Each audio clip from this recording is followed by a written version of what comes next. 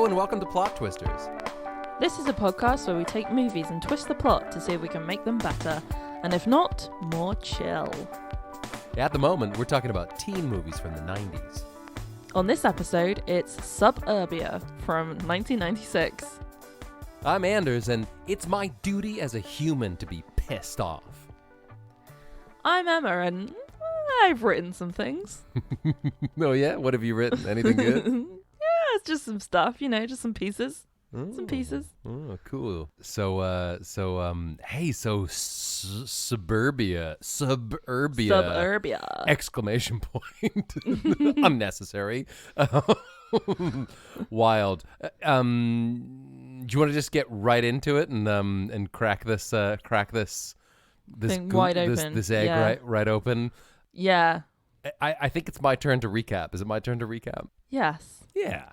Sure, why not? Sure, why not? Hey, and you know what? If it's not my turn, then Am I going to say anything to anyone? No. I won't tell if you won't. And also, if you are going to come and bust me, I lock the door. So Yeah. good luck. Ooh, you're not going to get in here. I'm not going to do anything real about it. Just get angry on the internet. That's what people do these days. Trolls everywhere. Nothing but trolls. So, the 1996 classic, SubUrbia. This is a movie about a bunch of kids, young adults, young folks, who hang out outside of a convenience store over a period of 24 hours. Are they kids?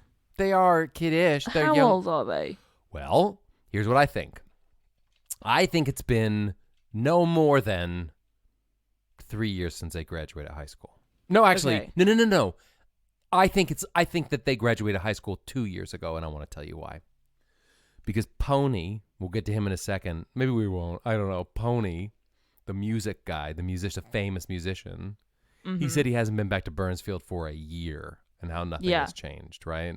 But one of them was in the Air Force, so he must have had time to go and be in the Air Force. I think he's an older kid who hangs out with younger kids. Yeah, I kind Right? of got that vibe as well. Yeah. Right. But like they're out of high school, but they're still, living in a tent in their parents' garage, right? So they're young folks. But it's a movie about people who are, I don't know, probably in their late teens, early 20s, who over a period of 24 hours just hang out outside of a convenience store. They're all a bit angsty. They all kind of want to leave Burnsfield. They drink a lot of beer. They get in a bunch of fights with each other and fights with the guy who owns the convenience store, and there's guns involved. And his wife. Yeah.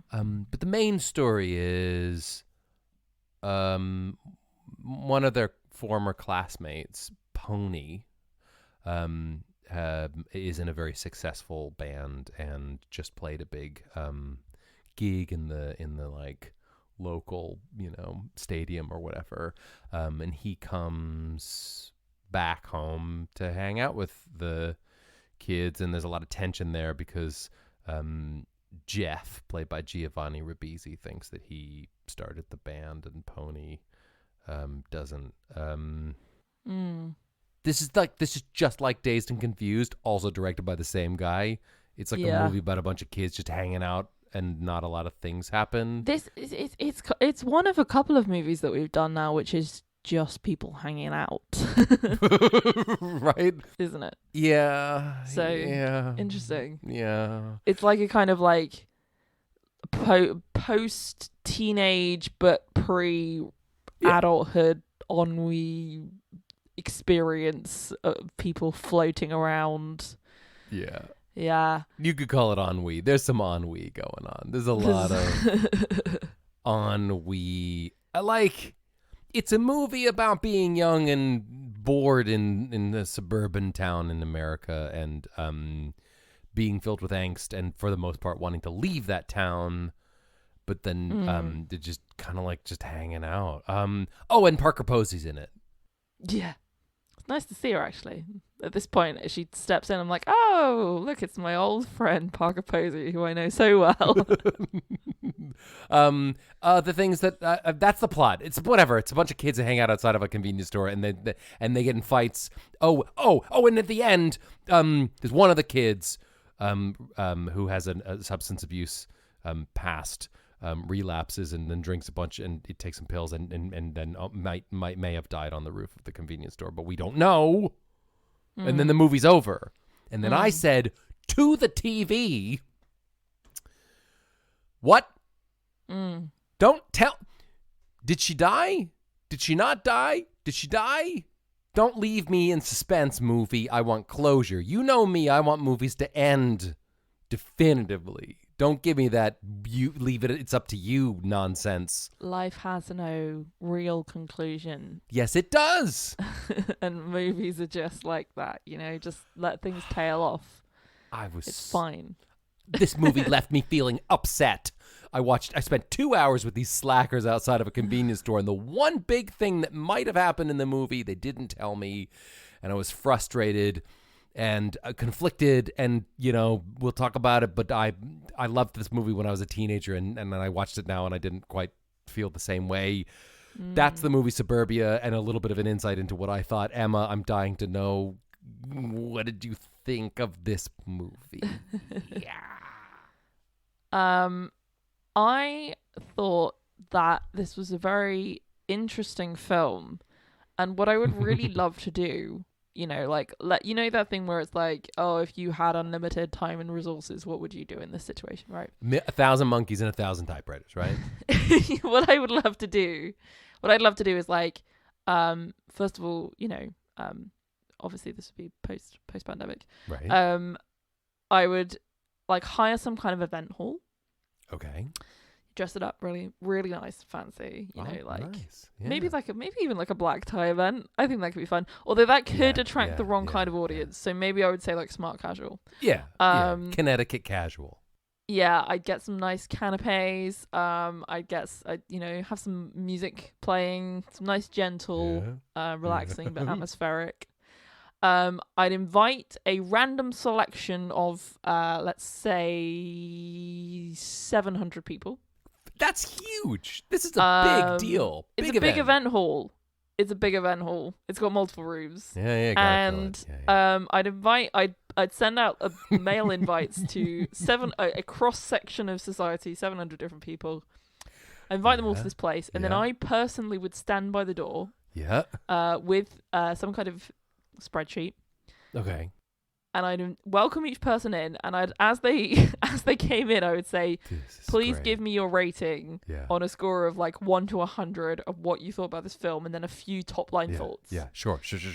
And then I'd have this spreadsheet and maybe like correlate some kind of data as to what kind of person would like this film. Yeah. You know what I mean? I'd love to do that because I would love to understand who this film is for and who, because here's the thing, film is art, right? Film is an art form, and it's a way for people to express themselves. Yeah, I'm with you. Yeah. As they say in the movie, there's thinking and then there's communicating those thoughts, and those are two different things, right? Yes. Who are you communicating to, and what are you communicating to them, right? Because we live in a capitalist society. Take that, McDonald's. Sadly. And in a capitalist society, Coca-Cola, you have to make money. Yeah. And unfortunately, because we don't have sufficient arts funding, you have to have like sponsorships to make your films. Basically what I'm saying is like, you need to sell your films and they need to make money, and people need to want to watch them. So like, who would want to watch this film? That's my question. All right, I just want to say this. First of all, thank you for inviting me to your banquet. I can't wait to go. I don't know what to wear. I'm really excited about it. The guest list looks incredible. Canapes are my favorite, and I just like mixing and mingling. But not to be that guy, but I'm pretty sure that the aim of this dinner, wherein you are randomly selecting and then polling 700 people about this dang movie. This could have been covered in an email, right? Like you could have just sent it. But I just like a bit of showmanship about these things, and post-pandemic we're all going to be longing for any kind of human interaction. So if you want to diss my party... No, I don't. No, I get it. Post-pandemic, people would just be like, hey, I got this weird invitation to a black tie optional, but like, biz cash event. Really? What's the theme? Oh, it's the niche, like, wandering nonsense 1996 film SubUrbia and whether or not I liked it. Yeah. Are we going? Hell yeah, we're going. Yeah. We are going to have so much fun.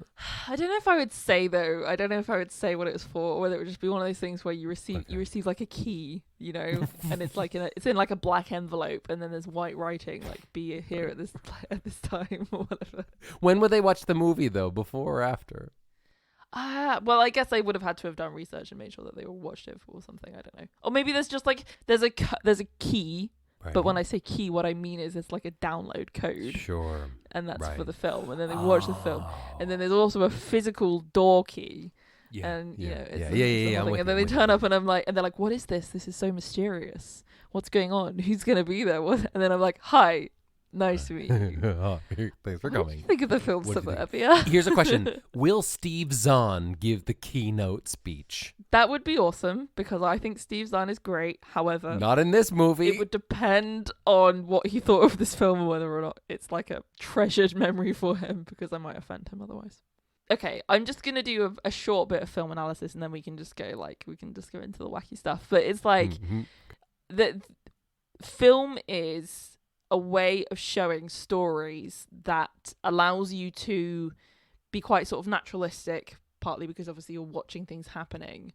Yeah. But it's also because you have the opportunity to be very close to people, like physically, like you can have things like close-ups. And also because you are watching something that you're separate from, like you're sitting away from it, like you're literally watching it on a screen. Yeah, it makes it so much more powerful to be really action driven, and that's why we often have a really strong storyline in films. Is because you are watching something start to finish, and you want that experience because you're just kind of sitting there watching your screen. You need something to pull you into it and cut to the chase. Let's do this. Give me something. Yeah, exactly. I think the medium that this story would much better suit is theatre, and it was. Originally, it was a play based on a play. And I think I actually kind of looked it up halfway through. I was like, "This is definitely a play. This is 100% a play." Like, and then looked at so many monologues.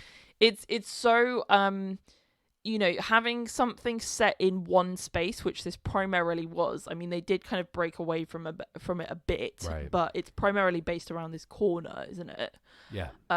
That works really well for theatre because you're in the room and it allows you to feel like you are part of the experience. And those conversations and those monologues where people are revealing their inner thoughts is so much better suited to theatre. Because a lot of theatre is recitation, it's live recitation, it's people talking, and you're willing to listen. So that works well, I think. I'd be really interested to see this play or to read it because I think how it would be staged would be interesting, and I like it when you have like you've got a really cool set and you've got people coming in and off and stuff, and I think that would be really cool. I don't think it worked as a film because I think it's just too boring, really. A lot of things that make theatre exciting, like those quite subtle peaks and troughs and those moments where you do get a really long bit of dialogue. Those are great in theatre because you're there. But when it's film, you're like, why am I watching somebody just tell me about a bunch of stuff? It's just not the same. It's hard to say exactly why. No, I totally get it. Totally get that. I totally get it. And I don't know why this is the case, but that thing where at the end of the movie you don't know if BB died or not, right? I just feel like that would have made more sense in a play. Well, 100%, because what you do is you walk out of the theatre and Yeah. you go to the bar and you discuss it, and What it's happened? meant Did she to stay die? with you. Yeah, because the experience continues. Yeah. But when you watch a film and the credits roll, you want it to end. I and you want to know feel what like it's happened. ended. So I don't want to hark on about it.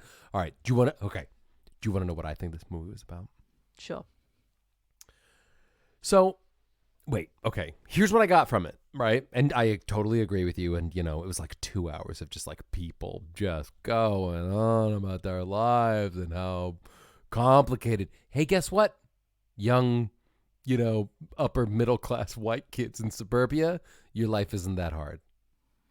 You gotta figure, should I go to New York and do performance art, weird performance art, and sublet somebody's apartment for $600 a month? Yes or no? That's not a hard conversation.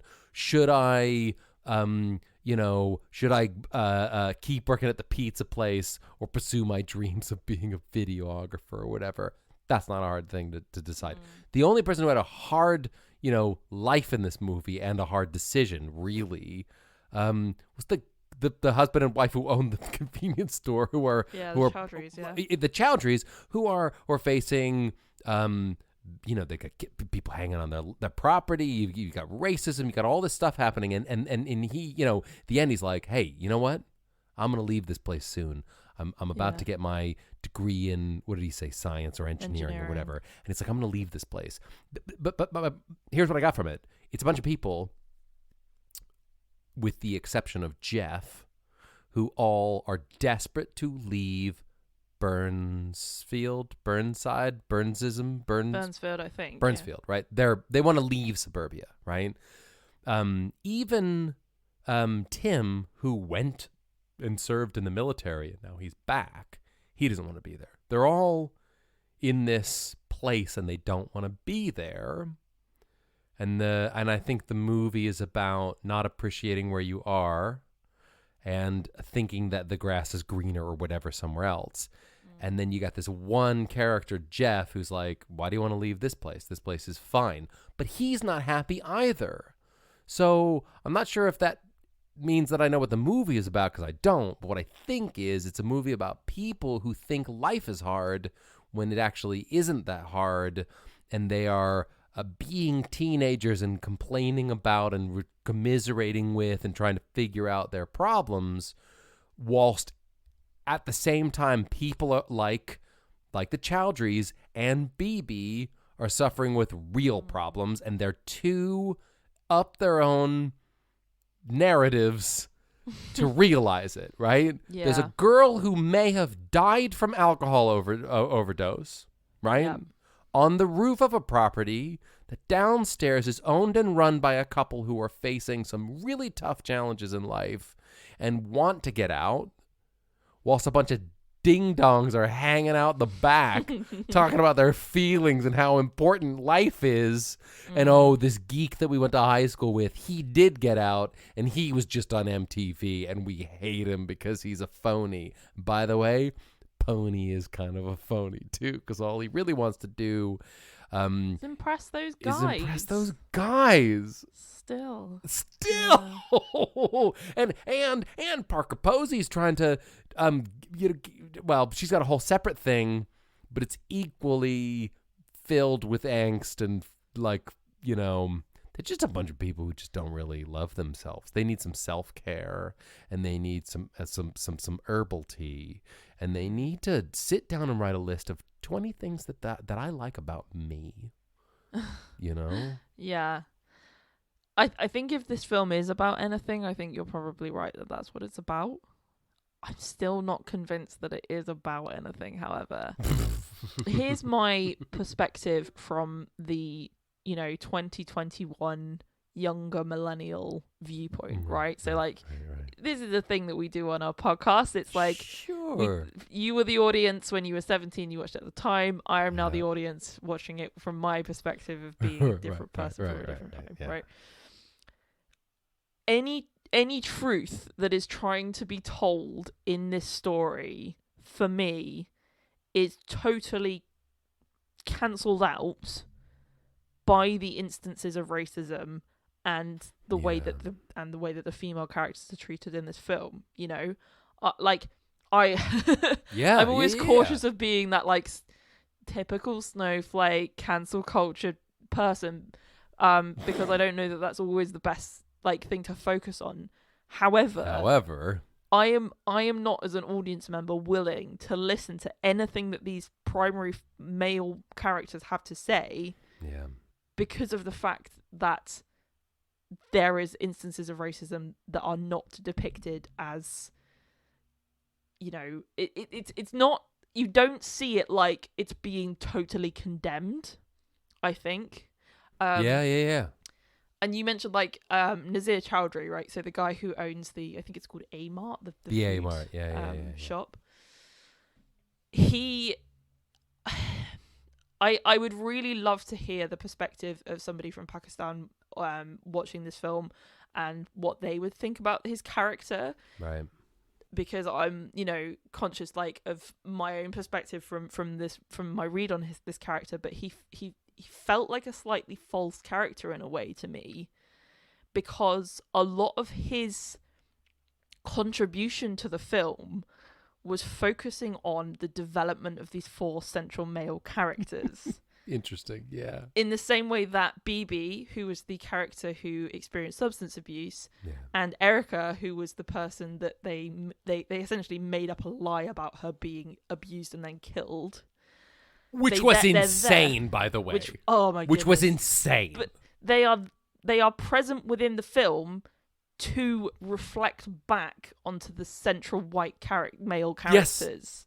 You know, like there's a moment at the end, that moment that you mentioned, where he talks about, I'm going to study engineering and then I'm going to get out of here, which is great. Right. But he then goes on to continue to engage with these characters and talk about them and their lives, and that is cause for the central character Jeff to reflect on his actions. And it's like, they're not they're not there to make your life better. Like how about when Suze does her, albeit a little bit out there and not for me, performance, right? Which I wondered if maybe you actually liked. I'm not sure. I didn't. No, okay, cool. Like it. Right. I thought it was quite conceited, to be honest. Right. It's a far. It was like, this is what a feminist woman who's into art would do, you know? Yeah. How about just stand up and say something real? You don't have to do the piece that you just did. I mean, you know, listen, it was a far cry from Lainey Boggs' be still, be silent, be still, right? I did think of that, yeah. Because 2 examples of weird art. But so Suze does this performance, whatever, it's her art. Who am I to judge? And then Jeff goes, so that was about me, right? That's about me. That performance is about me and how you want to leave me and how I'm struggling because people around me want to leave. And she's like, no, that was art. I'm doing art. I'm an artist. The main characters in this movie and their problems being, driven by other folks. That art piece, again, it felt like it was there to provoke these 4 boys' journey and development, and everything that followed was them bouncing off each other and just continuing their awfulness. Yeah. Good. But Jeff felt like he was like, at least he wanted to have a purpose and wanted to help. He kept apologizing for the boys being bad, but didn't really do anything to stop it. Yeah, just to be clear, like, that's not enough, people. That's just not enough. It's not enough. You need to do more than that. I will say this, all right? When I was in high school, yes, I spent. Let's hear from young Anders. Yep. Hey, everybody, I'm back. I'm young and I don't give a crap what you think, Mom, What? No, it's not cigarettes. Somebody else was smoking near me, and that's why I smell that way. We did this. I've done this. I have been this. I've lived this. This is interesting because me and my partner were having a discussion whilst watching this film Right. Like, is this a thing people do? Is this a thing that people do? Yeah, it's a thing that people do. Why? What? Okay, can I just ask a question real quick? Sure. Why a shop? So it would be a shop for you as well. Yeah. Why a shop? Just like a. All right, hear me out. Okay. It's the 90s. You don't have the internet. You don't have a cell phone. Sorry, a mobile phone, right? You have no means of communicating with your friends. I don't like this. This picture you're painting for me. No Twitter, no Instagram, no Facebook, no TikToks of any kind. What's Reddit? Never heard of it, okay? We didn't even have email, for goodness sake. Goodness me. So if you wanted to communicate with your friends, you had to be with them in real life, okay? And when I was in high school, okay, living in suburban America where there isn't, it's just strip malls and car parks and, you can't just, where are we going to hang out, right? Here's where we're going to hang out. One of two places. We're going to either go to the all-night diner, okay, and sit there 4 hours drinking. This is a nice little loophole. Just free refills, right? You buy a cup of coffee, let's just keep refilling it for free, right? Wow. So you buy one cup of coffee, you'd be there for 4 hours. So we'd either go to Denny's or to Eagle Diner or to IHOP or whatever, shout out to those places. Or we would go to our version of the A-Mart, right? Which is a regional place in Pennsylvania called Wawa, okay? But other places will also apply. And we would buy coffee and sit on the curb outside of the Wawa, smoking cigarettes and talking nonsense for hours. Okay? Wow. And this is a thing. I used to go for so many hours spent in the parking lot of the Wawa with my friends because that's the space. That was the only space to just, hang out and say the things that we all now say online. We just said in person, and it was just us shooting the breeze. We didn't have the same, I don't think, existential dread or problems that the folks in Suburbia had, but there was an element of this movie that rang really true for me because in the 90s, if you wanted to find me, probably just go to the Wawa parking lot. You'd probably find me there. Can I ask another question? Yeah. Why wouldn't you hang out just at someone's house? Was it because you wanted to smoke and stuff? Because we were smoking and we were swearing and talking about real stuff, like life stuff. You can't talk about that out in the world. You can't smoke cigarettes and talk about girls in your friend's parents' living room, Right. So we had to do it out on the outside. My experience was drastically different. I grew up in a city centre in the southwest UK. And so for me there was loads of stuff to do. There's loads of stuff. Jealous. And even going to the stuff, there's things happening on the way as well, if you know what I mean. And I also lived in the city centre. So yeah, it's just super happening all the time. Sorry. Oh, I lived in a city. Oh, I didn't live near any cornfields. Big deal. Hey, I know you're probably driving right now, because that's what people do when they're listening to podcasts. But you know what would be really good is if maybe later, once you get home or to work or wherever it is you're going, you take your phone out, hop on over to Apple Podcasts and give our podcast a little review.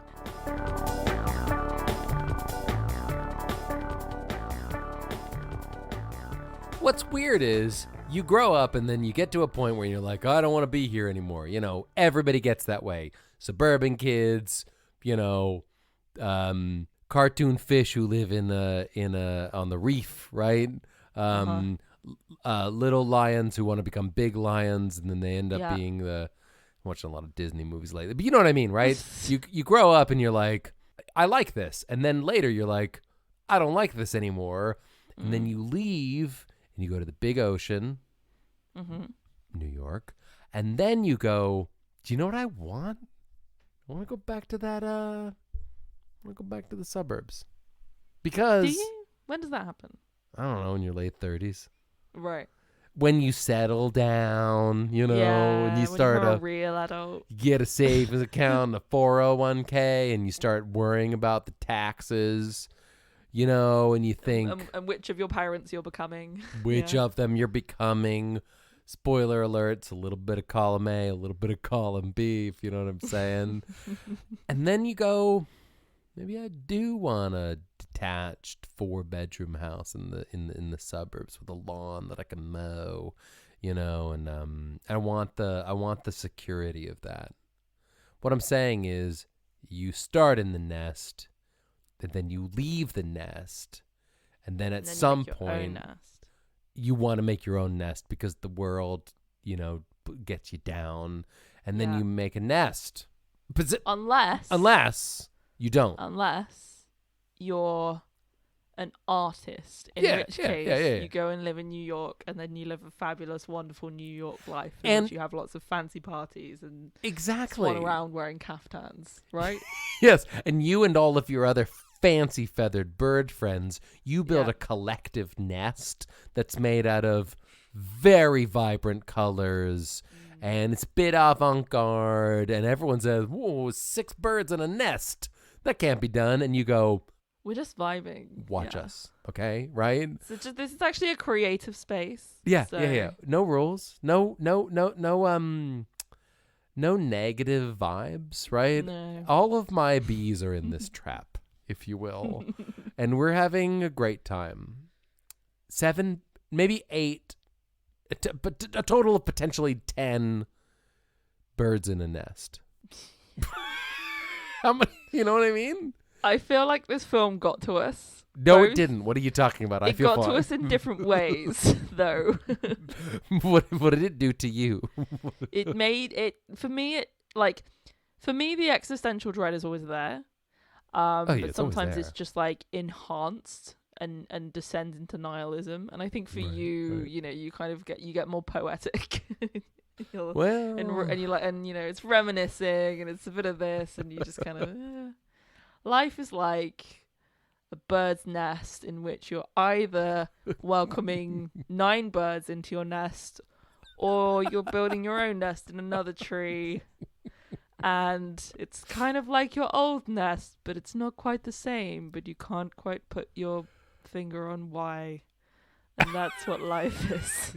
Dude, I just found some incredible twine. We've got to make this nest. It's going to be great. All of your friends can come and stay with us. My whole thing is about deconstructing the nest. You can read my psychology book that I just released. Yeah. The growing up myth. Deconstructing the nest. Smashing the egg. Get back to the nest. Birds of a feather don't flock together. No. My expose on why being a bird is a lie. Hey, where did we go with this? SubUrbia. It's a bad movie. It's a bad movie. I said it. So, how do we take a bad movie and make it good? We've done it before.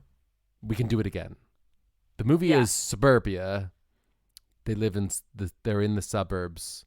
And the movie isn't about anything. So I guess the question is, should we make this movie about something? And if so, what's the something we need to make it about? It's Suburbia. And it's the same, but it's in the city. Burbia.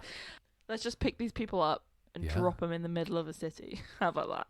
I mean, they wouldn't have any problems. Well, they would have problems. They'd have different problems. They would have different problems. Yeah. Let me reel off what I think some of those different problems would be. Okay. Number 1, depending on which city it was, they would potentially not be able to just hang out in the middle of the street because of violence and crime rates. Yeah, probably. And like, legally speaking, at least in America, you can't just hang out and drink beer, right? You got to brown bag that. You would go to prison. Yeah. Or jail, I guess. Wait. You can't just hang out and drink in the streets in America? No, it's illegal. You can't do that. Yeah, it's not a thing.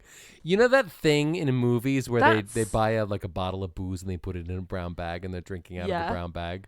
Yeah, I did one of that.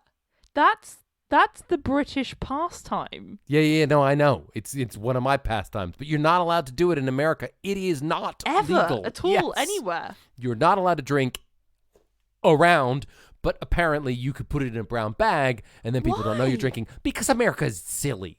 Why? I don't know. It's not like people don't drink. Because if my child sees a bottle of vodka, then, they'll be ruined. That's an unhealthy attitude to have, America. Come on, America. That doesn't make any sense. And what about Britain aside, we're all messy and we all pass out in the streets and we're a bad example. But look at someone like France, right? Yeah. Fancy French people enjoying wine out in the middle of a nice town square in the late sunny It's so beautiful. Exactly. How lovely is that? Why would Can't be you done in do America. that? You know what you'd have in America? You'd have a Diet Sprite, or a Mr. Pibb or whatever, and then maybe you'd have a cheeky, secret can of, lager, but it would be in a bag. Because because you can't, because in America you can't just be like, this is me and I'm fine, because it's all cloaked in. I'm an adult and I'm in control of my own behavior. So am I. Right? Exactly. Look at me. I can drink this and be whatever. Because America. Because America. But it's all fine. Yeah, you guys had prohibition. We never did that. We just kind of carried on over here. Exactly. And who really won? In the end, we're all fine. Everything's fine. Everything's fine. And anyway, so that would be one problem that they'd experience. Yeah. Another problem they experience, again, I'm going kind of from British things here, is some kind of harassment from other drunk, because the thing is in British cities, the city's centers are full of drunk adults, so the teens don't kind of get as much of a look in because there's loads of adults everywhere. Where do teenagers hang out in Britain when they want to drink beers and pretend to be smart? I mean, the park. 100% the park. Yeah, absolutely. Parks in Britain. Yeah. 6 p.m. onwards, instantly full of teenagers. 100%. Okay. So that would be one place. Like I said, cinemas. I mean, for me, I was mostly just at people's houses, I guess. Right. But we would also, restaurants as well, I guess. You'd go to restaurants. You would go to the aforementioned shopping malls, which are enclosed. So for me, that was my go to the mall. Big hangout spot, was the mall near the city that I grew up in. Yeah. You could go there and your parents could just let you roam and you'd be fine. And there was food and there was shops and there was stuff to do there and arcades and things. So you could just roam around. So here's the thing, right? So if we take this movie, let's take these young people and we're going to take them out of the suburbia and stick them into an urban setting, right? And just for fun, it's also Britain.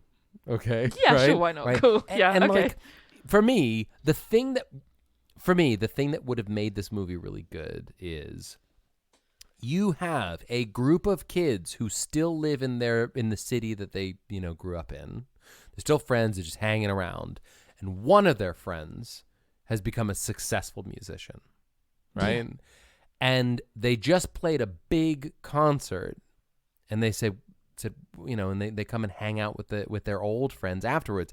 And I think that's a really good, I genuinely think that's a good movie. Here's someone who was part of a group of friends and then becomes hugely successful, right? They're going to get a gold it's record. Romeo and Michelle again. right. And but the thing is, it's how do Pony, right? And maybe Pony is more of a central character. Maybe instead of just trying to brag a bit, maybe he's feeling a bit alone and uncertain and sort of he's in this new world of being a famous musician, but he doesn't have anybody close to him, and he's feeling super anxious about it all, and he wants to connect with his old friends, but his old friends are all weird about being around him because now he's famous. Yeah. And they don't know how to connect anymore. Do you know what? That's actually right? just like a super easy fix for this movie. Totally. It was there. Yeah. It's just completely boosts the role of Pony. Yeah. Right? That's so easy. And even easier, just give it a clear protagonist, just give it a clear point of view. Yeah. Whose story are we watching here? Yeah. So if you don't mind me saying, here's what I think you need. You need Jeff, who thinks he started the band. Yeah. But he didn't. And Pony, or that argument, and Pony, who is pretending to be a big shot, but is actually terrified and wants to connect with his old friends, but can't because they feel weird around him and he feels weird around them. And the argument between Jeff and Pony about whether or not they did start the band. Maybe Jeff did start the band. Maybe he was there for a while. Maybe he's the Pete Best, of this whole thing. Pete Best being one of the original members of the Beatles. Of course, I don't need to tell you that, right? And what's that like, right? That's a great movie, I think. Yeah, no, absolutely. Yeah, it's good ideas in there, isn't there? You just need to bring them out. I think if we were doing our, like, putting it in a city thing, I was just thinking, like, the other thing that would be really different is that there would absolutely be other people around, regardless of whether they were adults or other teens or family. Like, there just are more people. So, my experience of being a teenager in a city is that you have a pretty large social network, I guess, and you are guaranteed to interact with a lot of different people. I suppose what's really interesting about this is that they seem really closed off, and it's like, oh, what are my options here? Oh, I've got Buff, or I've got Suze, or I've got Tim. That's it. And I've kind of got to make it work with these people, even though they're very clearly awful. So you kind of, and actually that's something that a lot of these films that have kind of annoyed me, the ones that are just contemplative, where are the people? People hanging out ones, you're almost watching somebody in the situation where they're like, I have to make myself fit in this very small group of people who I don't think I fit with, but I don't have any choice. And that's my worst nightmare. Oh no, and you're stuck with them forever. You can't pivot, you can't shift, and you can't just be like, I gotta go. My friend over there. Because they're not there, you're in suburbia. And that might be the whole crux of all of this, which is I can relate, right? I know that's one of the things that doesn't work for everyone, and why probably another reason why this movie didn't really work. You said it already. It's not super relatable to everybody. It relies on a certain experience, which not everyone had. I had it. I grew up in a small suburban, town, and I understand the feeling of like, there's nobody around, there's nothing to do. We're going over the same stuff over and over and over again. And quite frankly, if I had a nickel for every friend of mine who said, I want to move to New York, I could build myself a bomb shelter that I could hide in from all of the things in the world that are worth hiding from. People in Pennsylvania really wanted to move to New York. That's all I'm saying, right? Mm. But I did too. So who I didn't? Can relate to that. Hey, guess what? New York's great. Have you ever been? It's awesome. I've heard lots of good things. Oh my goodness. It's just legit. Out of like an intrigue thing, you can't go through your whole life hearing so much about one place and like never go there, It's I don't know. Hey, New York's a lot like Game of Thrones, right? If people have been telling you for years you need to watch it and you've been resisting, you should watch it. It's pretty good. But I'm sure it's also, people think it's cool to be like, New York, it's not that good. Everybody thinks it is. But, I lived there. I did that whole thing. New but York. I'm over it. Yeah. Guess what? hey, Baz Luhrmann, right? You should move to New York, right? But leave before it makes you too cold, right? That's what he said in that song, and I think he's right. People who say they don't understand New York, they don't understand New York because they've never been there, right? I'm not an expert. I've never lived there before, but I used to think it was not worth going, and then I went there one day and I went, oh yeah, it's got all that stuff in it. It's cool here, right? Yeah. It's cool here. It's good. And the suburbs aren't that great. They're great for people who want to live in a certain belief that the world is like this. But actually, and in our movie we will address it and smash it. That's not real, right? That suburbs aren't real. None of that is real. Your problems are not real. Your conversations aren't real. None of it's like real. I said, like the whole, I think this film, like I said, it felt like it was trying to expose some kind of deeper truth, or these people are trying to expose some kind of deeper truth. And like what you just said, that like it's not real in the sense that if you are only exposed to such a small selection of life, if you only have like the square outside your front door to choose from, that's not true, because it's just you just stood there in this tiny square and all you have to look at is yourself and you're reflecting upon yourself, but you're not being exposed to different challenges and different people and seeing how you react in different scenarios. And it's like maybe that's why things like racism, we still haven't dealt with that yet. It's because people are just there in their own very, very small section of life, and anything outside of it is like foreign and weird, right? But it's like, you just can't live that way because you just don't, that's not true. You don't know who you are. Emma, I think we've solved this movie. We're gonna flip it. We're gonna put it in the city. We're gonna make the whole Pony Jeff thing a real thing, and we're gonna add more characters, more perspective, and make it a little bit less boring, a little bit less up its own script, if you will, and super less racist. And super, well, no, not, so not less. at all racist. Not racist. Yeah. It's sexist, and also we'll make it good, right? I'll have the first draft of the script on your desk by Monday afternoon. Is that okay? Yeah, cool. Cool. My first note will be, just make it good. It's always a good note to get. Duly noted, boss. Duly noted. But before I start that, I think we probably should rate the 1996 classic SubUrbia. Emma, I would love to know, on a scale of 1 to 5, cold, coagulated slices of pizza, how many slices of pizza would you give this movie? That bit where he put the pizza on the floor. It was so that bad. That was the worst. No, that he dusted it off first. It was fun. That was the worst bit. Come on, Steve Zahn. Yeesh. My rating for this is 1.5. Yeah, that's fair.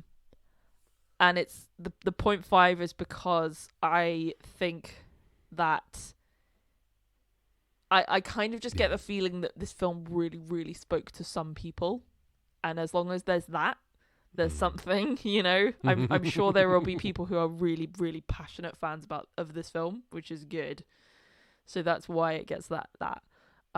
It wasn't for me at all. Yeah, so, that's fair. Yeah. How about you? This was a real eye-opener for me. When I was a kid, I loved this movie. I'm not going to lie.